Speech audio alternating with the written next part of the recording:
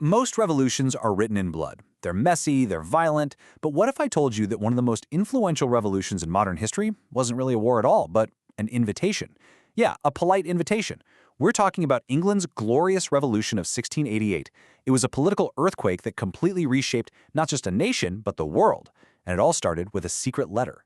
So how in the world does a foreign invasion get labeled glorious? Let's dig in. Right, so this is the big question.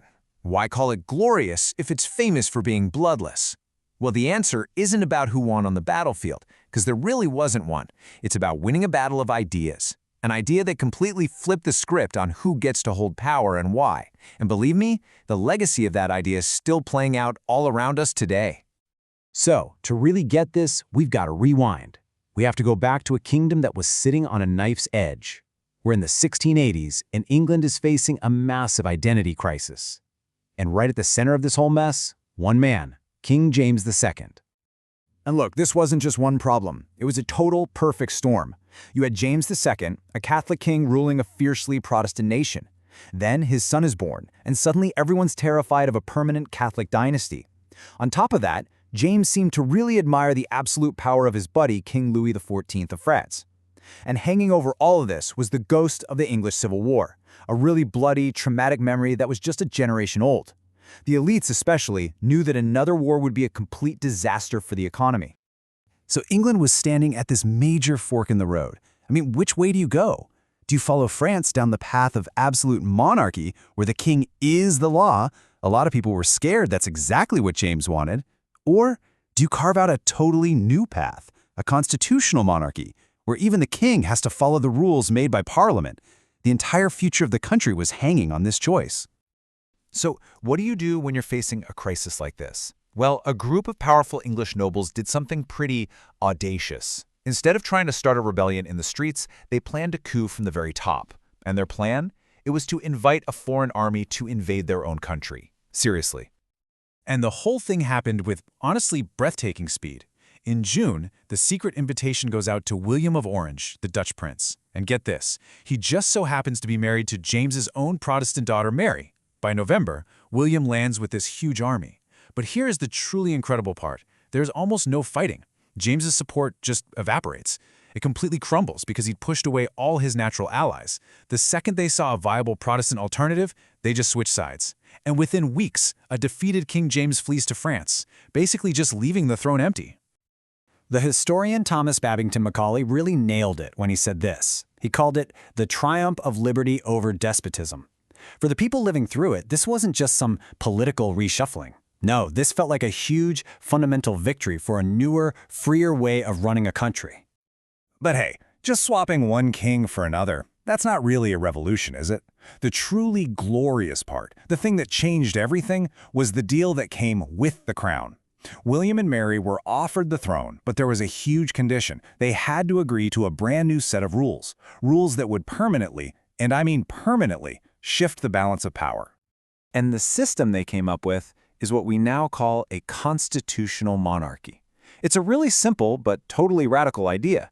The monarch can reign, sure, but they no longer rule. The real political power, from this point on, was going to be with the elected parliament. And everybody, including the person wearing the crown, had to play by the same set of rules. This new job description for the king and queen was written down in the English Bill of Rights in 1689. It basically put a stop to all the king's old tricks. No more just ignoring laws you don't like, no more raising taxes whenever you feel like it without Parliament's okay. It also guaranteed things like freedom of speech in Parliament, and it went right for the heart of the original problem by making sure the throne would always pass to a Protestant.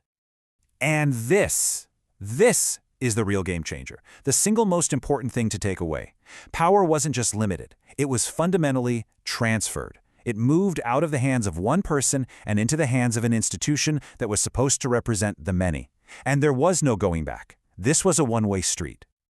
Okay, so why does a 300-year-old English power struggle matter to us today? Well, because the ideas that won back in 1688 did not stay in England. Oh no, they hopped right across the Atlantic and became the building blocks for the modern world.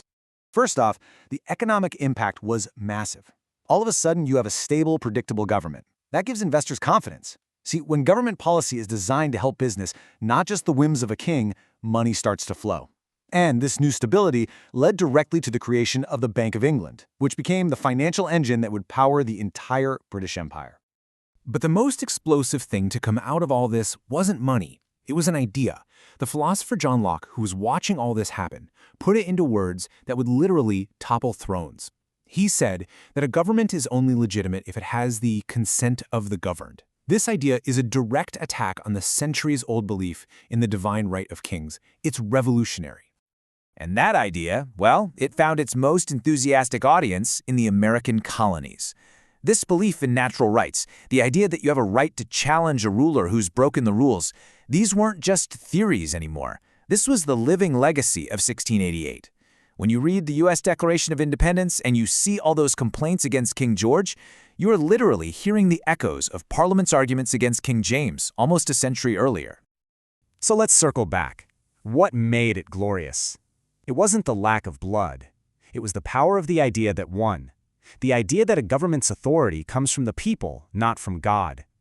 It was the moment a kingdom of subjects began to transform into a nation of citizens.